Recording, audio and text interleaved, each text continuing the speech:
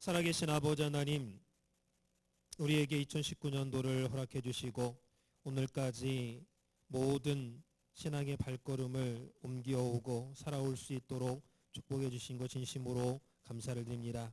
오늘 에스겔 구속사의 귀한 말씀이 우리의 삶 가운데 온전하게 펼쳐지고 또 밝혀져서 구약의 가장 어려운 부분이 또 가장 밝고 빛나는 또 깨달아지는 놀라운 말씀으로 생명력으로 우리에게 다가올 수 있는 귀한 이 시간 될 수 있도록 역사하여 주시옵소서.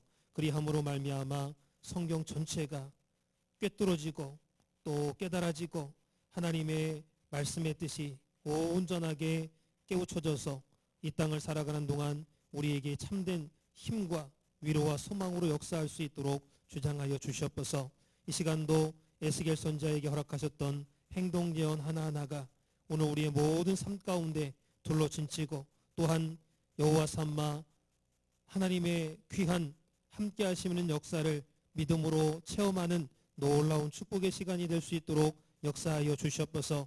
기도한 대로 이루어 주실 것을 믿고 감사드리며 이 시간도 성령 하나님께서 홀로 영광 받아 주시고 주장해 주시고 함께 주실 것을 믿고 감사드리며 사랑 많으신 예수님 받도록 간절히 감사 기도사옵나이다. 감사합니다. 자, 오늘 함께 은혜 받을 생명양식은 에스겔서 21장 18절에서 27절까지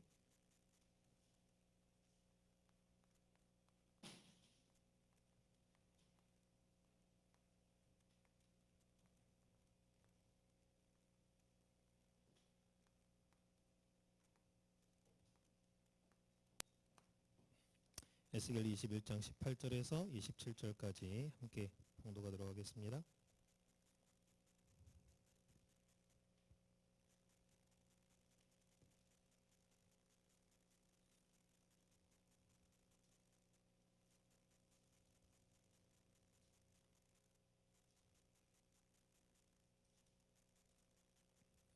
자, 에스겔 21장 18절 말씀 한 절씩 봉독하겠습니다. 18절에서 27절까지 제가 먼저 읽겠습니다. 18절 여호와의 말씀이 내게 임하여 가라사대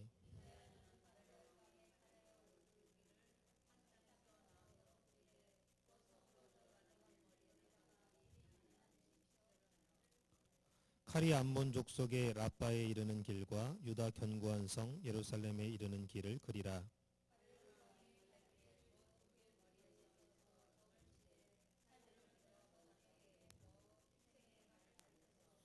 오른손에 예루살렘으로 갈 점괘를 얻었으므로 공성태를 베풀며 입을 벌리고 사륙하며 소리를 높여 외치며 성문을 향하여 공성태를 베풀고 토성을 쌓고 운제를 세우게 되었나니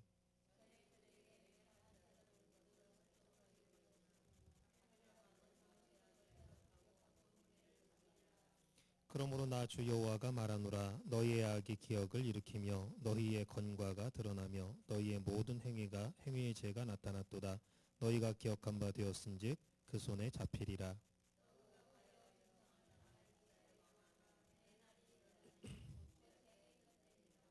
나 주 여호와가 말하노라. 관을 제하며 면류관을 벗길지라. 그대로 두지 못하리니 낮은 자를 높이고 높은 자를 낮출 것이니라. 엎드려뜨리려니와 이것도 다시 잊지 못하리라. 마땅히 얻을 자가 이르면 그에게 주리라. 이는 하나님의 말씀이니라. 자, 오늘 함께 은혜 받을 말씀의 제목은 에스겔 구속사 19번째 길을 그리라. 길을 그리라 하는 제목으로 함께 은혜를 나누도록 하겠습니다. 자, 오늘 본문 말씀을 읽어보면 무슨 암호 해독하는 것도 아니고 굉장히 좀 어렵게 느껴지는데 오늘 말씀을 좀 잘 여러분들이 새겨서 들으시면요 쉽게 이해를 하실 줄 믿습니다. 자, 에스겔 21장 말씀은 에스겔 20장 말씀과 원문을 대조해 보면은 같은 시기에 이어서 하신 말씀이다라고 그동안 수차례 말씀을 드렸습니다. 그래서 이 에스겔 21장 오늘 본문 18절에서 27절에 나오는 행동 예언도 그동안 공부한 것처럼 주전 951년에 하신 말씀이다라는 것을 알 수가 있죠. 그래서 주전 586년에 바벨론에게 남유다가 완전하게 망하기 5년 전에 주전 591년에 하나님께서 에스겔 선지자에게 주셨던 행동 예언이 되겠습니다. 오늘 공부할 행동 예언도 자, 그래서 크게 첫 번째로 행동 예언의 개요에 대해서 한번 살펴보도록 하겠습니다.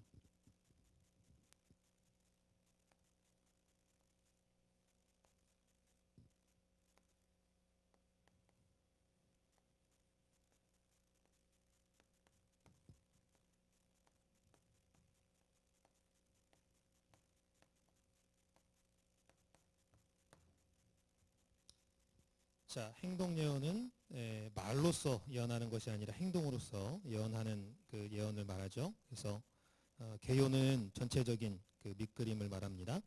자, 작은 첫 번째로 두 길이 한 땅에서 나오게 그리라 이렇게 하나님께서 명을 하셨죠.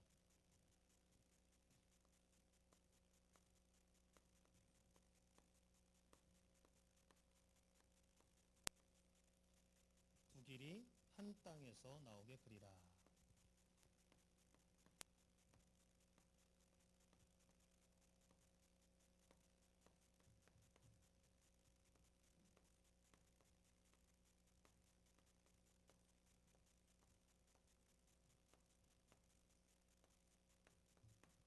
자, 땅에다가 그림을 그리는데 이렇게 한 곳에서 한 땅에서 이렇게 쭉 오다가 두 길이 이렇게 갈라지게끔 이렇게 그리라는 거예요. 이렇게 갈라지게끔.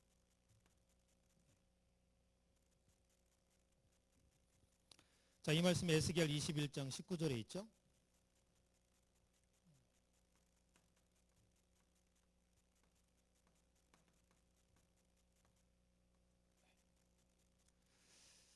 자, 그래서 한 줄로 오다가 성에서 갈라져 갖고 두 길이 되도록 그리라 이렇게 명령을 했고, 자, 에스겔 선지자는 이 말씀을 따라 진짜 땅에다가 한 길로 와서 두 길로 이렇게 갈라지도록 이렇게 그림을 그렸습니다. 자, 그 다음에 이렇게 그 길을 그린 다음에 두 길이 갈라지는 그 갈렛길에 바벨론 왕이 점을 칠 것이다 라는 것을 알려줬습니다. 갈렛길에서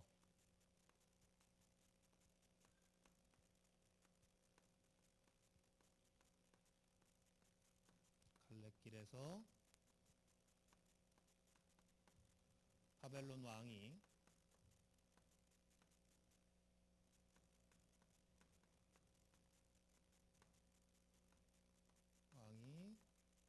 점을 칠 것이다.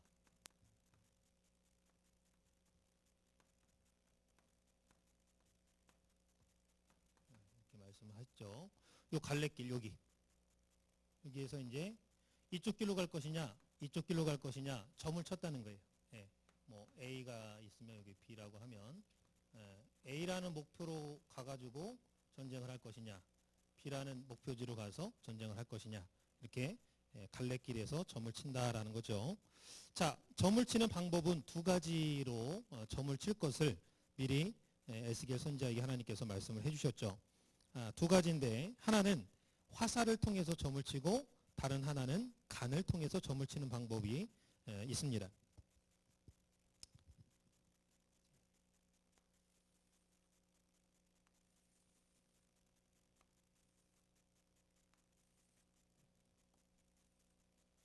하나는 첫 번째는 화살을 통해서,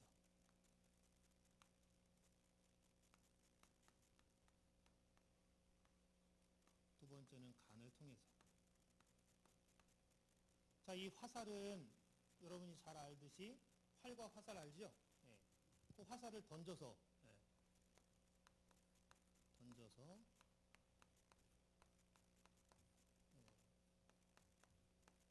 점을 칠 것이다. 점괘를 얻을 것이다.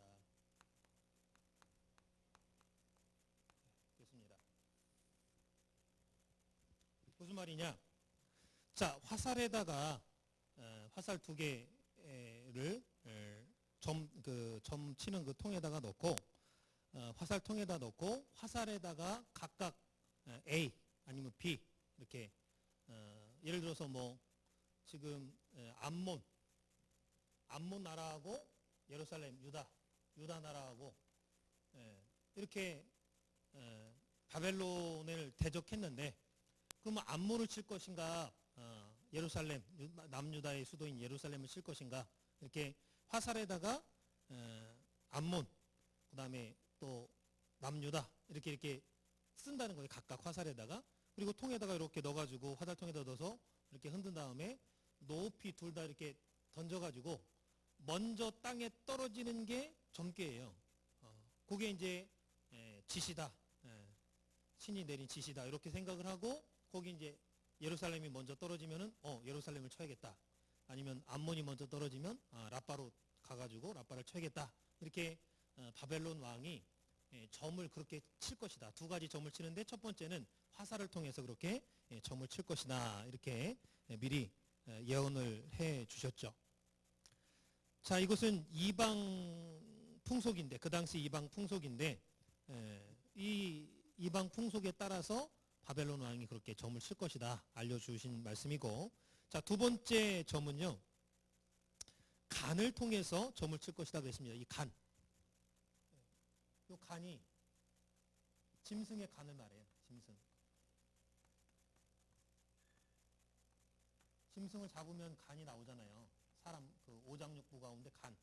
자, 이 간이 그 당시 사람들한테는 생명을 뜻했다고 합니다. 생명. 그래서 간을 영어로 liver, liver라고 하는데, live라는 단어가 여기서 이렇게 나오죠. 생명, 살다, 이런 단어가. 그래서 이 간을 그 당시에 사람들은 생명처럼 중요한, 오장육부 가운데 간이 생명처럼 중요하다 이렇게 생각을 했다고 해요. 그래서 짐승을 잡아가지고 간을 꺼내 보면 그 간의 색깔이 아주 붉은, 활발한 생명력 있는 그러한 색깔이면 그렇게 하라는 지시구나, 그렇게 생각을 했고, 그 간의 색이 아주 시커먼, 아주 안 좋은 그런 색을 띤 간이면 하지 말라는, 가면 죽는다, 그런 점괘를 이렇게 했다는 거예요. 자, 에스겔 21장 21절 한번 읽어보도록 하겠습니다. 에스겔 21장 21절 시작.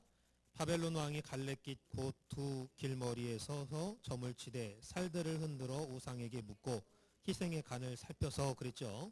여기 갈래길 두 길머리에 서서, 그러니까 갈라지는 그 길머리에 서서 점을 치는데, 살들을 흔든다라는 것은 화살을 이렇게 통에 넣고 이렇게 흔들어 가지고 높이 이렇게 던지는 거예요. 던져서 먼저 떨어지는 게 그 점괘라고 생각을 하는 거죠. 자, 그 다음에 희생의 간을 살펴서라는 것은 짐승을 죽여가지고 희생 제물로 삼은 그 짐승을 뭐 양이 됐든 뭐가 됐든 이렇게 죽여서 그 간을 꺼내서 간을 살피는 거예요. 살펴가지고 아주 그냥 건강한 핏빛이면 가라는 거구나. 아니면 시커먼 좀 잿빛이 많이 섞여 있으면 가지 말라는 거구나. 이렇게 판단을 했다라는 말씀입니다. 자, 그래서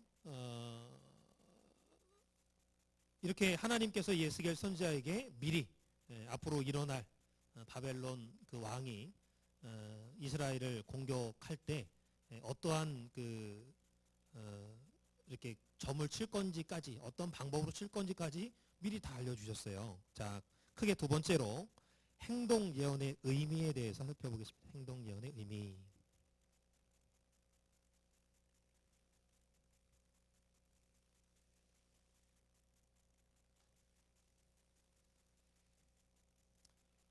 이러한 행동 예언을 의미가 뭐냐?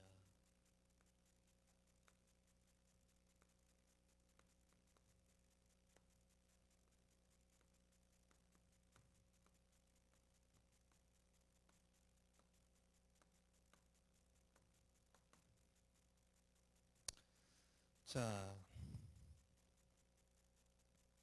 이 바벨론 왕이 역사적으로 볼 때 실제로 두 길이 갈라지는 곳에 와가지고 점을 칠 것을 미리 알려주신 말씀대로 그렇게 점을 칩니다. 역사적으로 볼 때.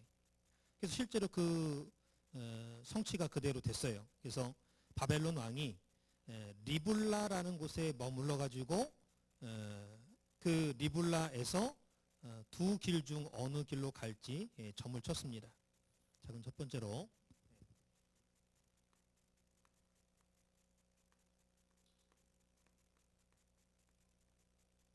리블라라는 지역, 이걸 림나라고도 하죠. 리블라라는 지역에서 지역에 와서 두 길 중 어느 길로 갈지 점을 쳤다.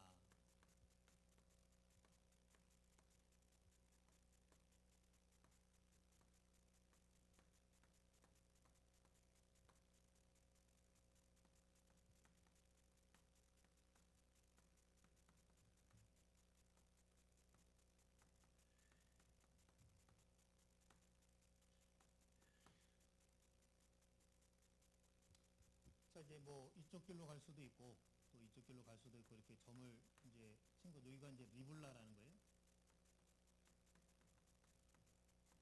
갈래길. 자, 실제로 이 리블라가 어느 지역인지 지도를 통해서 살펴보면 지도가 여기 이 지도인데 여러분들이 지도 그릴 때 첫 번째로 이렇게 쭉 그리면 여기가 이제 지중해죠. 지중해고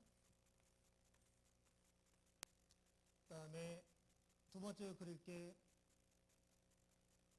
갈릴리 호수하고 사해바다고 또 갈릴리 호수와 사해바다를 잇는 게 요단강이죠.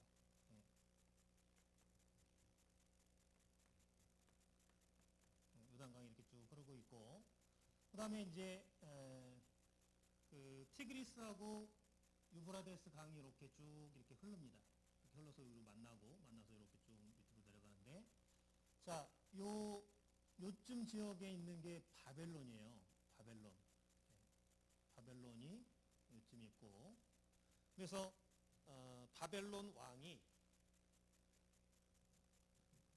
요 바벨론에서부터 이렇게 전쟁을 하려고 이렇게 쭉 그 유브라테스 강을 쭉 따라서 이렇게 올라옵니다. 올라와서 알레포 지역을 지나서 알레포에서 이렇게 하맛을 지나서 여기 리블라까지 이렇게 와요. 리블라까지 오는데 이 리블라에서 약 100km 떨어진 다메섹 쪽으로 이렇게 요단 동편 쪽으로 이렇게 꺾어지면 다메섹을 지나서 라빠라는 도시가 나옵니다. 이 라빠는 암몬의 수도죠. 암몬이라는 나라의 수도가 라빠예요.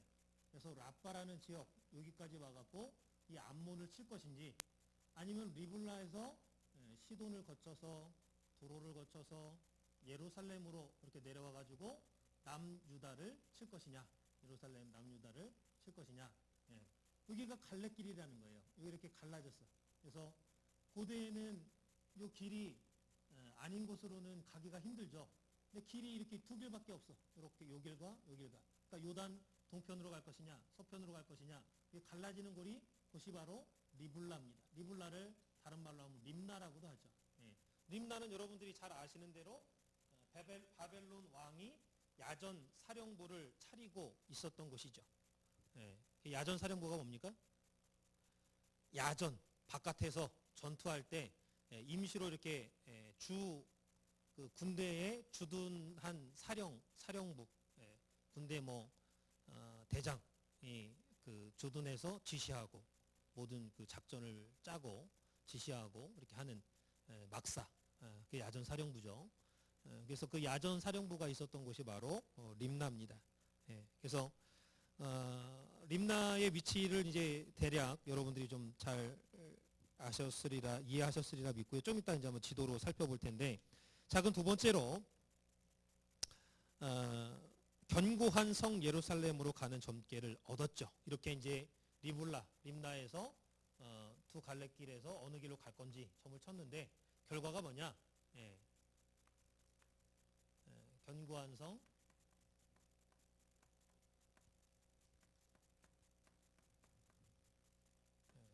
예루살렘으로 가는 점괘를 얻었습니다.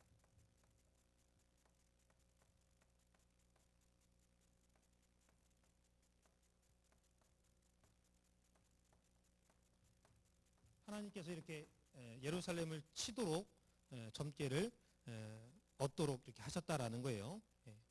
점괘가 뭐 이런 괴가 아니네요.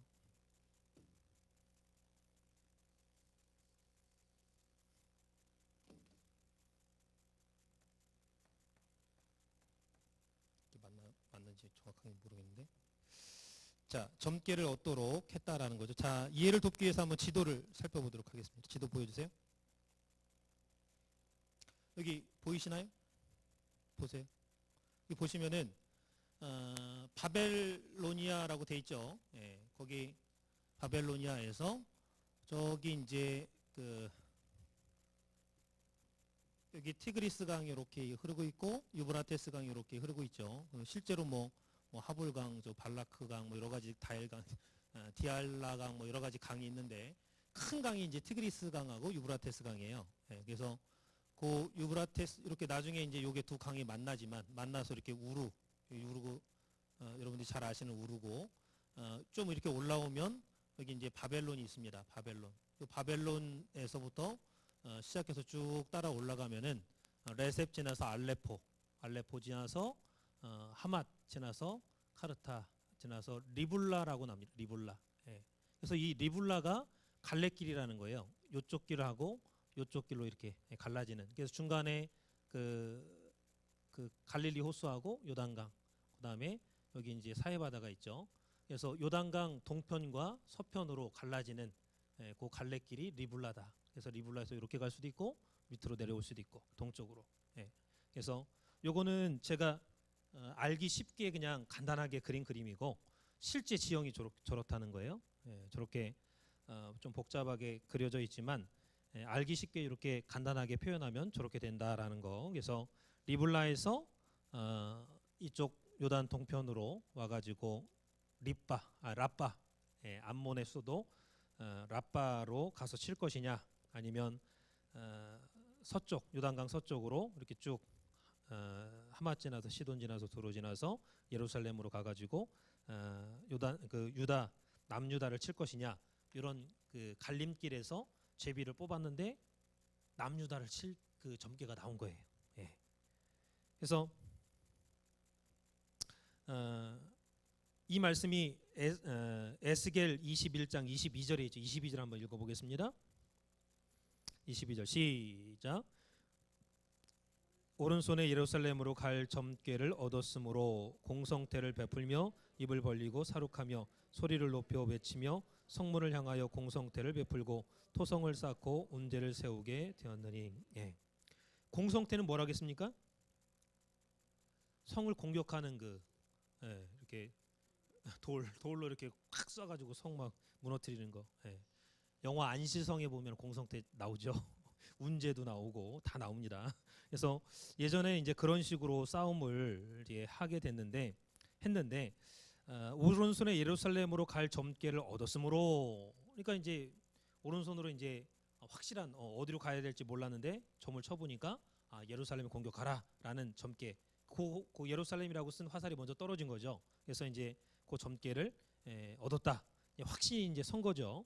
그래서 이제 공성태를 베풀며 입을 벌리고 사륙하며 소리를 높이며 야 가자 죽이자 가서 이제 공격했다 그 말이에요. 그래서 그렇게 이제 예루살렘을 치도록 그런 점괘를 얻도록 하나님께서 인도하셨다라는 거. 자, 그래서 이제 이것을 성경적으로 증명할 수 있는 것이 바로 왕하 25장 6절입니다. 왕하 25장 6절. 거기 한번 보세요. 왕하 25장 6절. 열왕기하 25장 6절 말씀.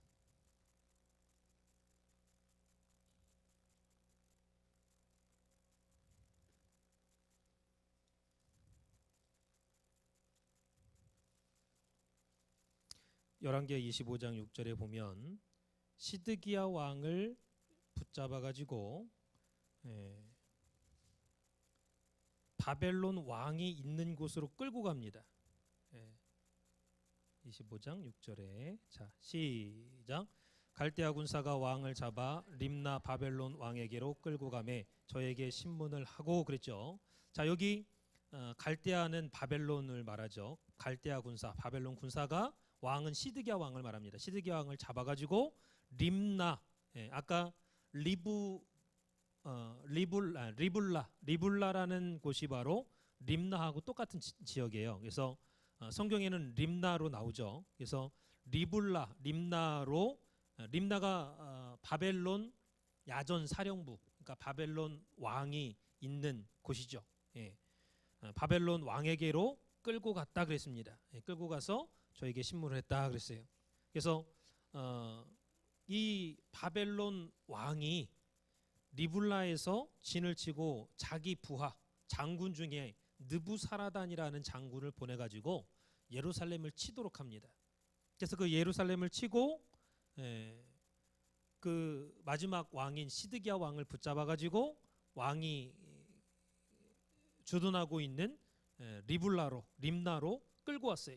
끌고 와서 그 신문할 때 끌고 올 때까지는 소경이 아니죠. 끌고 와가지고 그 시드기야 왕이 보는 앞에서 두 아들을 이제 목을 쳐서 죽이고 그 다음에 송곳으로 시드기야 왕의 두 눈을 빼고 사슬로 결박해가지고 바벨론으로 끌어갔다. 이렇게 왕하 25장 7절에 말씀하고 있죠. 7절 한번 읽겠습니다. 시작.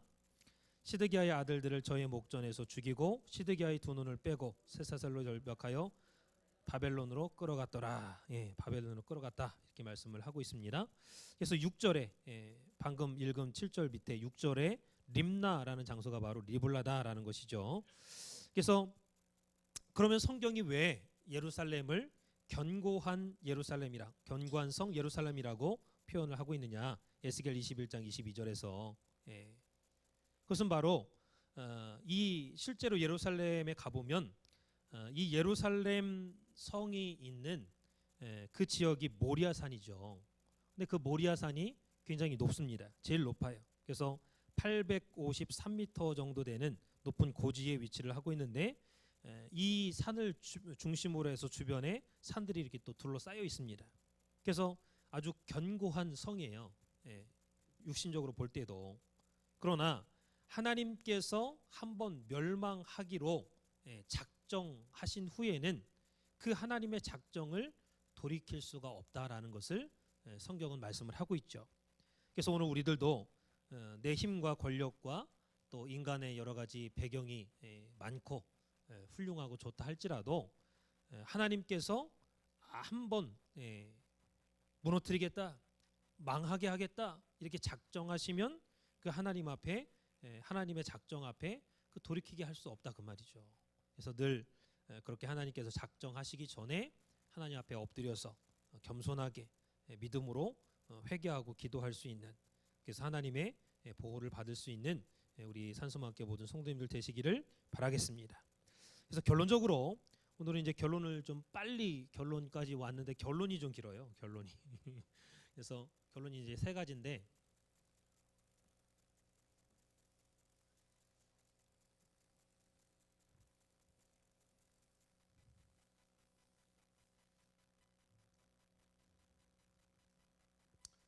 결론적으로 구속 경륜을 살펴보면 오늘 그 행동 예언에 담긴 구속 경륜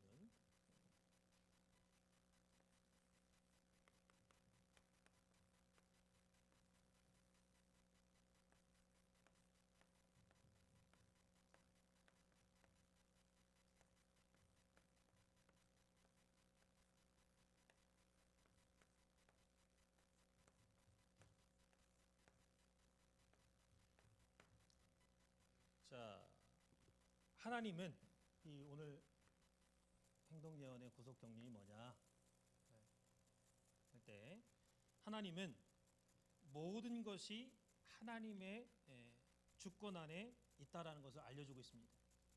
모든 것이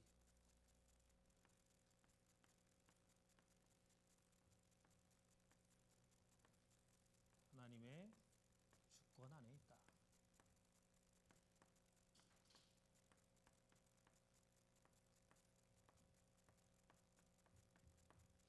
것을 알려주고 있어요.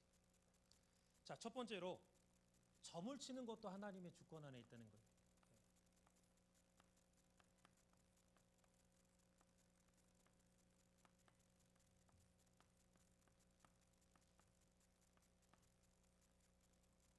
하나님의 주권 안에 있어요. 예. 그래서 신명기 18장 10절에서 12절 말씀 보니까 점치는 것을 하나님이 제일 싫어하셔요. 점치는 자 죽이라 하겠습니다. 돌로. 근데 이 점치는 것 가증하게 여기시고 아주 그냥 싫어하시는 하나님이시지만은 이 점을 통해서 기름을 말하는 자 과연 길할 것이냐 망할 것이냐 이렇게 하면 잘 될 것이냐 아니면 망할 것이냐 이 점을 통해서 기름을 말하는 자 점치는 자 가증히 여긴다 말씀했지만은 그럼에도 불구하고 이 이방인이 점치는 것까지도 때로는 하나님의 마음대로 하나님의 뜻을 위해서 사용하신다라는 거. 그래서 화살에다가 하나는 예루살렘으로 가는 길이라고 쓰고 하나는 라빠로 가는 길 이렇게 써가지고 점을 칠 때 예루살렘으로 가는 길이 점괘가 그렇게 나오도록 하나님이 역사를 하셨다는 거예요. 그래서 이 바벨론 왕이 예루살렘으로 가는 길이 이게 뜻이구나. 자기가 하나님을 믿지 않아도 점을 쳐서 이게 나온 게 이렇게 나오니까 아 이게 옳구나 이렇게 생각을 하고 그렇게 실제로 예루살렘을 먼저 치러 왔다라는 거죠. 그래서 에스겔 21장 22절 볼 때 두 갈래 길이 있는데 오른손에는 예루살렘으로 가는 길 그런 점괘를 얻었다 이렇게 말씀하고 있는 걸 볼 때 하나님께서 하나님의 주권 안에서 그렇게 그런 점괘가 나오도록 만드셨다라는 거. 작은 두 번째로 이 시드기야 왕이 마지막 유다의 그 시드기야 왕이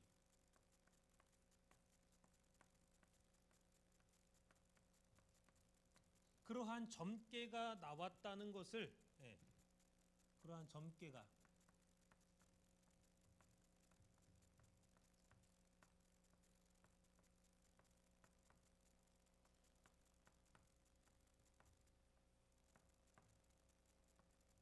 나왔다는 것을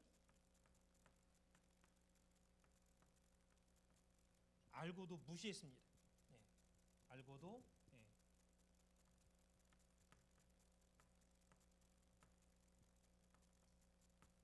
이 알고도 무시한 것도 이것도 하나님의 주권이라는 거예요.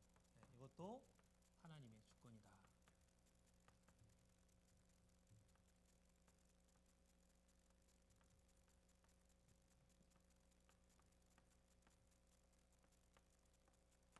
주권은 뭘까요?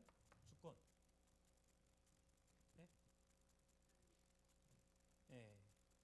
하나님이 나의 주인 되신다. 하나님 살아계시고 하나님 역사하시고 나와 함께하시고 하나님 나의 주인이 되신다라고 하는 하나님의 권한, 주권, 살아계심을 인정하는 신앙 고백이죠. 주권.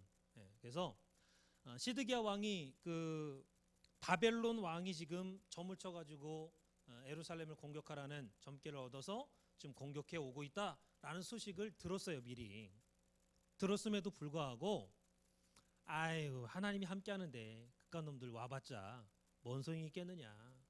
미리 방비하고 두려움을 느껴가지고 준비해야 될 텐데 무시했어요. 무시하다가 결국엔 깨끗 망한 거죠. 근데 무시하는 마음이 들게끔 하는 것도 그것도 하나님의 주권이었다라는 거예요. 그래서 왕하 24장 에스겔 21장 23절 말씀 읽겠습니다. 에스겔 21장 23절. 에스겔 21장 23절 시작. 전에 그들에게 맹약한 자들은 그것을 허점으로 여길 것이나 바벨론 왕은 그 죄악을 기억하고 그 무리를 잡으리라 그랬죠. 여기 전에 그들에게 맹약한 자들 그랬죠. 맹약하다. 이것은 바로 시드기야 왕이 바벨론 왕에게 복종하겠다고 약속한 것을 말합니다. 그런데 그렇게 약속해놓고 배반해가지고 애굽 왕을 의지했죠. 그래서 바벨론 왕이 감히 나를 배반해? 가만히 내비두지 않겠다. 쳐들어온 거예요. 그러나 시드기야 왕은 헛된 점괘라고 생각을 했다는 거예요. 예.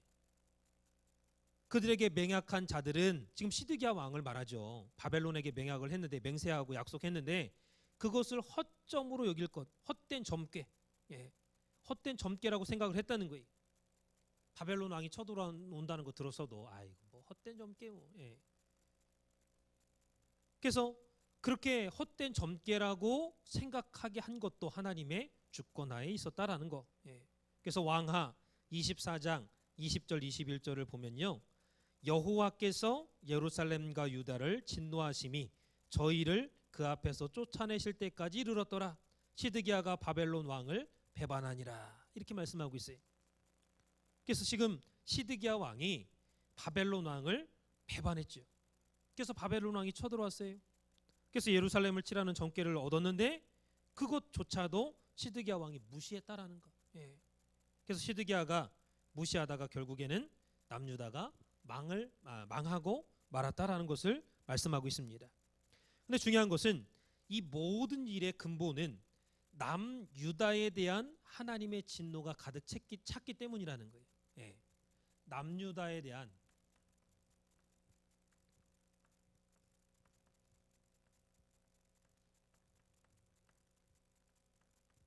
하나님의 진노가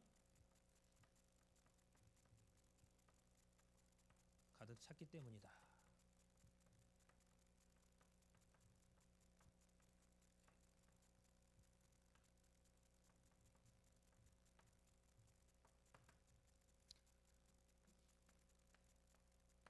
이 모든 근본적인 원인이. 그래서 겉으로 볼 때는 시드기야 왕이 바벨론 왕을 배신했기 때문인 것처럼 보이고 겉으로 볼 때는 시드기야 왕이 인간적인 생각으로 그까짓 것들 뭐 쳐들어와봤자 이렇게 무시했기 때문에 망한 것처럼 보이고 또 겉으로 볼 때는 바벨론 왕이 우연히 예루살렘으로 가는 점괘를 얻은 것처럼 보이지만은 근본적인 이유가 뭐냐? 남유다에 대한 하나님의 진노가 찼기 때문이라는 거예요. 가득 찼기 때문에. 그래서 우리 대한민국도 마찬가지고 안전하다고는 캐나다도 마찬가지예요. 하나님의 진노가 차면요 돌이킬 수가 없어. 예. 오늘 개인적으로는 우리 가정도 마찬가지죠. 하나님의 진노가 차면 하나님께서 멸망을 작정하시고 나면 그것을 막을 수가 없다라는 거. 그래서 하나님의 진노가 차기 전에 회개하고 하나님 앞에 다 꺼내놔야 돼. 진노가 차지 않으면 절대로 하나님의 백성을 하나님은 멸망시키지 않습니다. 그래서 오늘 귀한 교훈을 깨닫고 우리도 하나님의 진노가 우리 집안에 차기 전에 지금까지 회개할 게 있다면 진심으로 회개하고 또 하나님 앞에 내놓고 기도하는 우리 가정들이 되시기를 바라겠습니다. 자, 작은 세 번째로 관을 벗기는 것도 하나님의 주권 하에 있다 그랬죠. 예, 관을 벗기는 것도 하나님의 주권 하에 있다.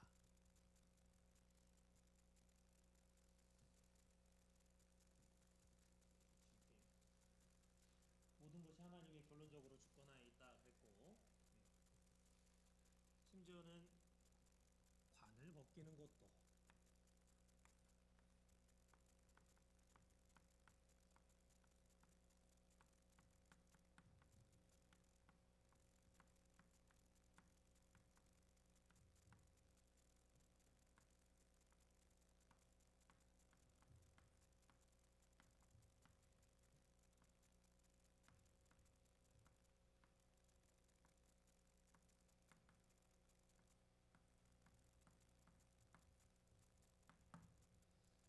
자, 에스겔 21장 26절 말씀을 한번 같이 읽겠습니다. 에스겔 21장 26절 말씀.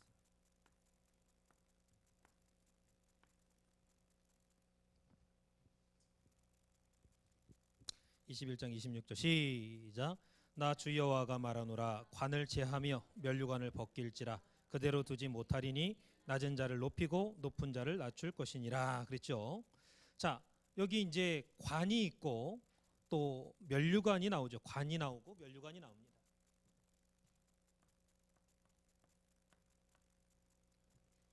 면류관이 나오죠.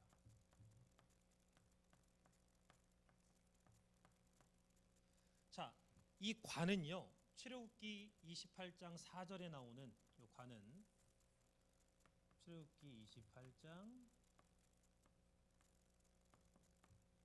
4절에 말씀하고 있는 대제사장의 관을 말합니다. 미츠네페트, 히브리어로는 미츠네페트.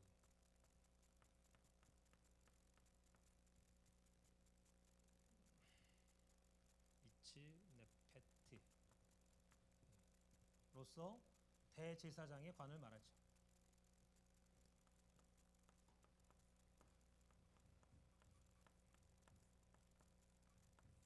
대제사장이 쓰는 관. 자, 그 다음에 이 면류관은 히브리어로 아타라,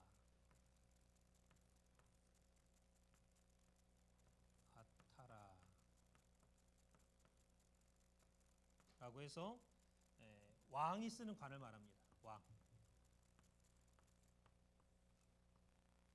왕의 관, 왕이 쓰는 관을 말합니다. 그래서 미츠네페트는 미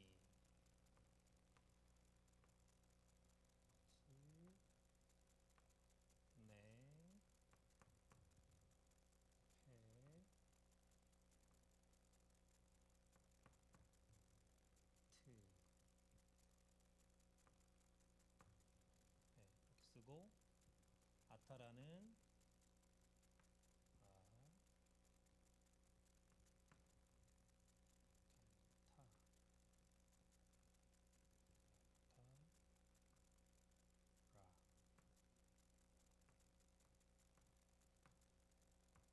이렇게 쓰고. 자,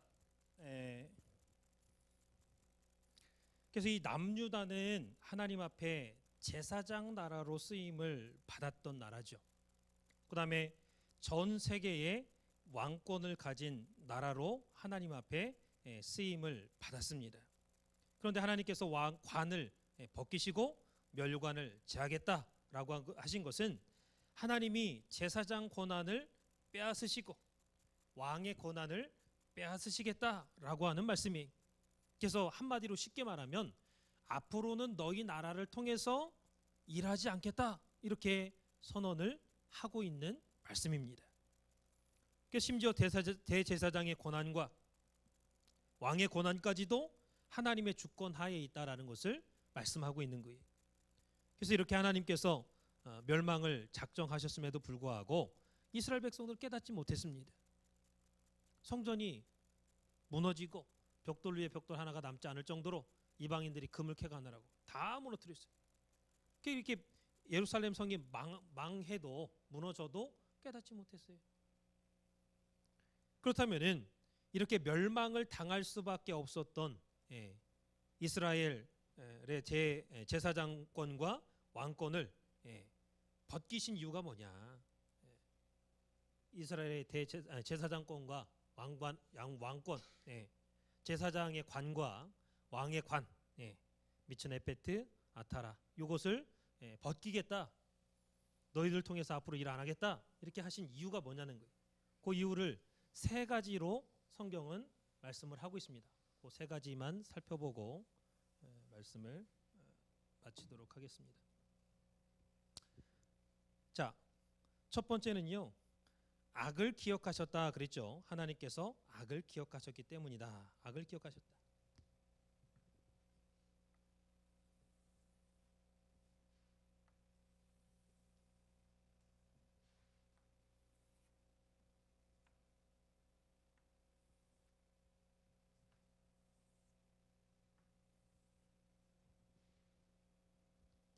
많은 거 적지는 않고요.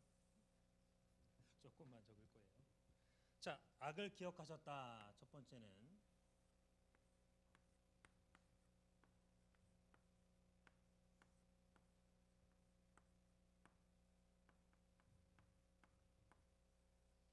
이렇게 말씀했고, 자, 이 악이 히브리어로 아온입니다. 아온.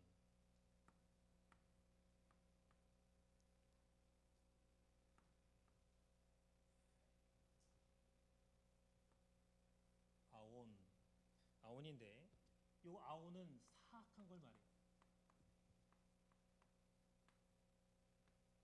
사악함. 아주 악한 거죠. 그래서 에스겔서 21장 24절 보겠습니다. 21장 24절. 시작. 그러므로 나 주 여호와가 말하노라. 너희의 악이 기억을 일으키며 너희의 건과가 드러나며 너희의 모든 행위의 죄가 나타났도다. 너희가 기억한 바 되었은즉 그 손에 잡히리라. 바벨론 손에 잡힐 것이다. 그랬죠. 자, 이 악은 히브리어 아온인데 사악함. 인간에게 아주 나쁜 것, 사악한 것이 있다는 거예요. 어떻게 해서든지 남을 짓밟고 못되게 하고 내 이득을 취해서 높이 올라가려고 하는 그러한 사악한 마음이 있다는 거예요. 그게 아온이죠. 자, 두 번째는 건과가 드러났다 그랬습니다. 건과.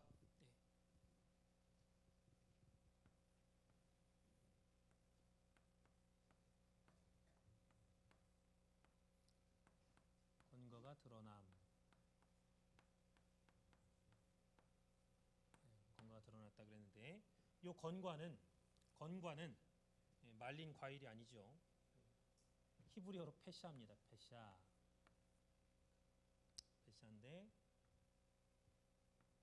이렇게 쓰죠.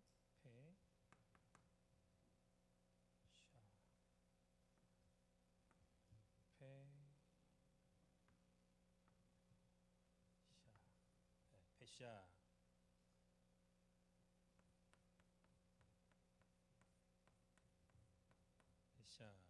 그래서 반역하다 그런 뜻이 반역.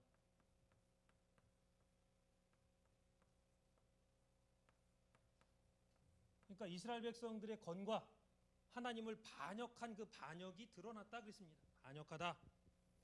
하나님 앞에 고분고분 말씀을 듣고 순종해야 되는데 하나님께서 말씀하시면은 나 듣기 싫습니다 하고 대들었다는 거예요. 야, 바벨론 왕에게 항복하라. 항복하는 자마다 다 산다. 그 항복해가지고 포로로 끌려가는 그 백성들은 좋은 무학하고 끝까지 반항하고 다른 나라로 도망갈지언정 내가 순종하지 않겠습니다. 반항하겠습니다. 나라를 지키겠습니다 하는 놈들은 악한 무화과 나무라고 예레미야 선지자를 통해서 에스겔 선지자를 통해서 얼마나 하나님 얘기했어요. 순종해라. 항복해라. 그런데 이사야 31장 1절에도 애굽을 의지하지 말라 그랬습니다. 애굽에 도움을 청하러 가는 자나 도와주는 애굽이나 하나님께서 다 멸망시키겠다 그랬어요. 근데 애굽을 의지했거든요. 바벨론 쳐들어오니까. 그 하나님 말씀에 순종하지 않고 반역했어요. 그 다음에 세 번째는 죄가 나타났다. 죄가 나타났다 그랬죠?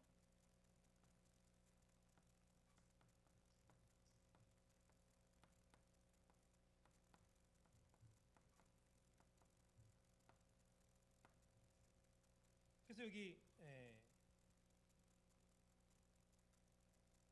이 죄가 나타났다라는 것은 히브리어로 하타입니다. 하타인데 이렇게 쓰죠. 타가 이렇게 해서 이렇게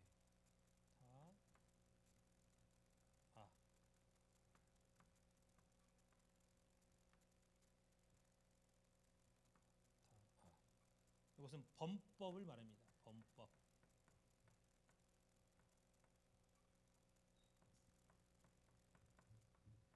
법을 범하다. 범법. 말씀을 어기다. 그런 뜻이죠. 자, 그다음에 여기 드러났다. 요거는 갈라입니다. 갈라.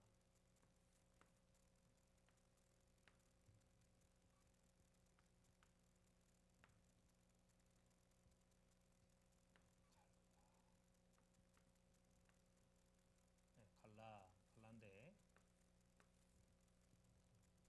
완전히 벌거벗다, 벌거벗기다 그런 뜻이에요.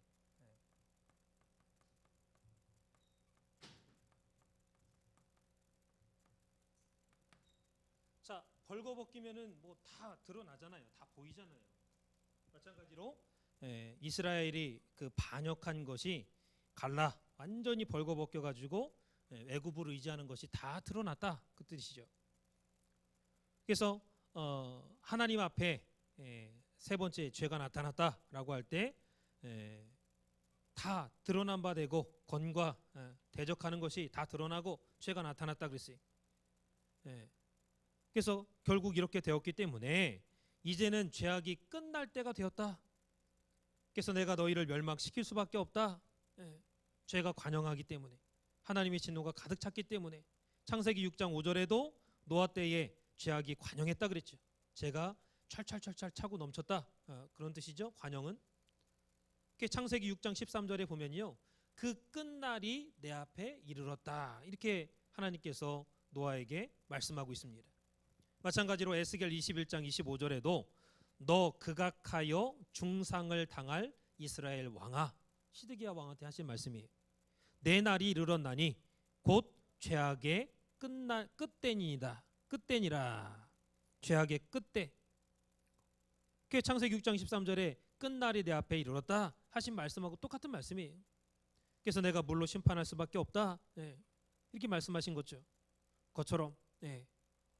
그래서 노아한테 야 너는 너를 위해서 방주를 지어라 명령했죠. 세상은 아주 사악한 세상이 되어가고 있다라는 거. 하나님 앞에 대놓고 반역하고 또 동성연애가 죄가 아니다 그러면서 자기들끼리 발가벗고 시청 앞에 춤을 추고 축제를 하고 그게 하나님 앞에 반역하는 줄도 모르고 너무너무나 자기들은 좋아가지고 난리를 피는 거죠. 심지어는 교육계까지도 동성연애는 죄가 아니다. 보호해야 된다. 성소수자들 보호해야 된다. 이렇게 가르치고 있잖아요. 그래서 하타 말씀을 지키지 않는 죄가 다 드러났다. 하나님이 아무리 참고 참으려고 해도 죄악이 관영하고 죄악의 끝이 되었기 때문에 끝날이 가까우고 있기 때문에 노아 때는 노아에게 방주를 지어라 이렇게 말씀을 했고 오늘날은 저와 여러분에게 구속사의 말씀을 통해서 신령한 믿음의 방주를 준비하도록 말씀을 하고 있다라는 것. 그래서 이렇게 우리가 성경을 공부하는 것도 믿음으로 구원의 방주를 준비하는 과정이다라는 것을 기억하시기 바랍니다. 하나님께서 방주를 노아에게 명하시고 방주를 다 이렇게 건축하고 나서 마지막에 뭐를 칠하라고 했어요? 역청을 칠하라고 했습니다. 역청을. 이거 칠하지 않으면 어떻게 합니까?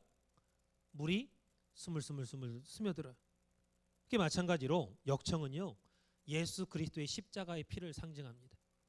예수 그리스도의 십자가의 피를 바르지 않으면 이 세상에 아무리 신앙생활 잘한다 할지라도 이 세상의 그럴듯한 사상과 그럴듯한 문화와 그럴듯한 이론이 우리 속에 끊임없이 우리를 이렇게 머릿속에 스며들어 가지고 이게 옳은데 세상 사람들 다 이렇게 하는데 유행인데 이게 좋은 건데 왜 못하게 하느냐, 왜 우리는 머리를 이렇게 깎지 못하게 하느냐, 아니면 왜 우리는 귀걸이를 못하게 하느냐, 왜 문신을 못하게 하느냐, 세상 사람들 다 이렇게 멋을 내고 하는데 우리는 못하게 하느냐. 그러니까 이 세상의 풍속과 문화와 그런 거를 다 쫓아가려고 하잖아요. 근데 성경 말씀으로 무장을 하면은 이 세상 것이 아무리 그럴듯하고 아무리 옳다고 하는 그러한 의를 들이갖다 밀어도 내 속에 들어올 수 없다라는 거예요. 그래서 오늘도 말씀으로 믿음의 방주를 져서 저와 여러분은 또 저와 여러분의 자녀들은 노아의 가정처럼 이 죄악에 관영한 세상에서 노아의 방주는 그 물 위에 떠 있잖아요.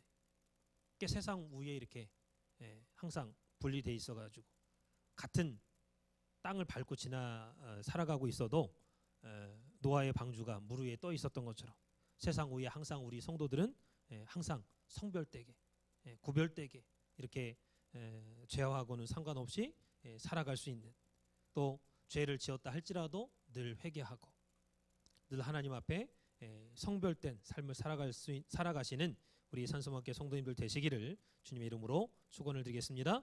기도 올리겠습니다. 살아계신 아버지 하나님, 오늘도 에스겔 선지자를 통하여서 이스라엘이 멸망당할 그러한 구체적인 모습과 바벨론 왕이 림나에서 점괘를 칠 것까지도 다 예언으로 가르쳐 주시고 왜 이스라엘 나라가 하나님 앞에 망할 수밖에 없게 되었는가를 분명하게 말씀해 주셨건만 이스라엘 백성들은 또 시드기야 왕은 깨닫지 못하고 그러한 점괘를 소식을 들었음에도 불구하고 무시하고 결국에는 멸망을 당하고 말았습니다. 살아계신 아버지 하나님, 노아 시대에 세상이 죄락으로 관영하여서 하나님께서 노아를 통해서 뜻을 이루시고자 세상을 심판하실 수밖에 없었다고 했습니다. 오늘 우리의 모든 산소만교회 가정들마다 다시 한번 주변을 돌아보고 자신을 돌아보고 우리의 가정을 돌아보아서 하나님 앞에 죄악된 모든 것들을 내어놓고 회개하는 가운데 하나님의 진노가 작정되기 전에 먼저 그 모든 죄를 다 소멸시키고 다 사라지게 할 수 있는, 그래서 경건된 믿음의 성별된 삶을 살아갈 수 있는 우리 모든 성도들 될 수 있도록 역사하여 주시옵소서. 마지막 때 구속사의 말씀을 우리에게 허락해 주신 것 감사합니다. 귀한 말씀으로 믿음의 방주를 든든하게 지어서 예수 그리스도의 십자가의 피로 역청을 삼아 아버지 잘 발음으로 말미암아 세상의 물결이 우리 속에 들어오지 못하고 하나님 말씀 중심의 삶을 살아가기에 부족함이 없는 우리 모든 성도들 될 수 있도록 역사하여 주시옵소서. 기도한 대로 이루어 주실 것을 믿고 감사드리며 사랑 많으신 예수님 받들어 간절히 감사드렸사옵나이다. 하늘에 계신 우리 아버지여, 이름이 거룩히 여김을 받으시오며 나라의 마옵시며 뜻이 하늘에서 이루어진 것과 같이 땅에서도 이루어지리다. 오늘날 우리에게 일용할 양식을 주옵시고 우리가 우리에게 죄진 자를 사해준 것과 같이 우리 죄를 사해 주시옵시고 우리를 심에 들지 말게 하옵시고 다만 악에서 구하옵소서. 이 나라와 권세와 영광이 아버지께 영원히 있사옵나이다. 아멘. 하나님 앞에 영광의 박수 올리겠습니다.